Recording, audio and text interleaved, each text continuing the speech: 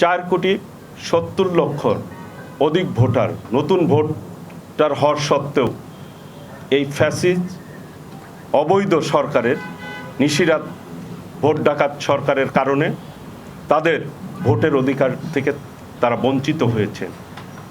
আমরা মাঠে নেমেছি সেই সব মেধাবী তরুণদের পক্ষে যারা যোগ্যতা থাকার সত্ত্বেও শুধুমাত্র দল বিবেচনায় আওয়ামী লীগ না করার কারণে, আওয়ামী লীগের ঘরানা না হওয়ার কারণে রাষ্ট্রীয় যন্ত্র ব্যবহার করে ভেরিফিকেশনে যাদেরকে চাকরি থেকে বাদ দেওয়া হচ্ছে, মেধার মূল্যায়ন করা হচ্ছে না। এইভাবে যদি একটি দেশ চলে, প্রশাসন যদি মেধাহীনদের দিয়ে সাজানো হয় দল করার কারণে, তাহলে কিন্তু একসময় এই প্রশাসন ভেঙে পড়বে, বাংলাদেশ কিন্তু একটি অকার্য রাষ্ট্র হিসাবে পরিণত হবে।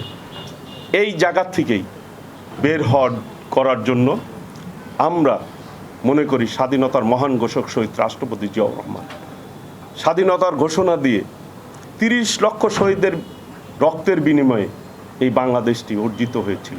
2 লক্ষ মা বোন ইজ্জত দিয়েছিল এই বাংলাদেশের জন্য। সেই বাংলাদেশের আজকে বৈষম্য সৃষ্টি করা হচ্ছে।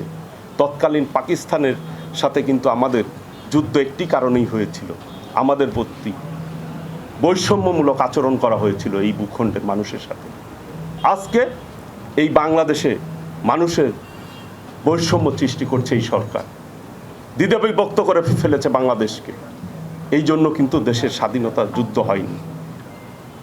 গণতন্ত্রের জন্য দেশনেত্রী বেগম খালেদা জিয়া 9 বছর আন্দোলন সংগ্রাম করে, স্বৈরাচার বিরোধী আন্দোলন করে এরশাদের পতনের মধ্য দিয়ে মানুষের কিন্তু ভোটের অধিকার প্রতিষ্ঠিত হয়েছিল। সেই ভোটের অধিকার আজকে হরণ করেছে এই সরকার। সেই ভোটের অধিকার প্রতিষ্ঠার জন্য ইতিমধ্যেই আমাদের প্রিয় অভিভাবক বিএনপির ভারপ্রাপ্ত চেয়ারম্যান দেশনায়ক তারেক রহমান বলেছে, আমরা কিন্তু ক্ষমতার জন্য আন্দোলন সংগ্রাম করছি না, লড়াই করছি না, আমরা মানুষের ভোট মানুষকে ফেরত দিতে চাই। একজন মানুষ যখন 18 বছর হয় তখন কিন্তু তার দায়িত্ববোধ জন্মায় এবং তিনি সংসারের দায়িত্ব নিতে পারে, তখন তাকে ভোটার করা হয়।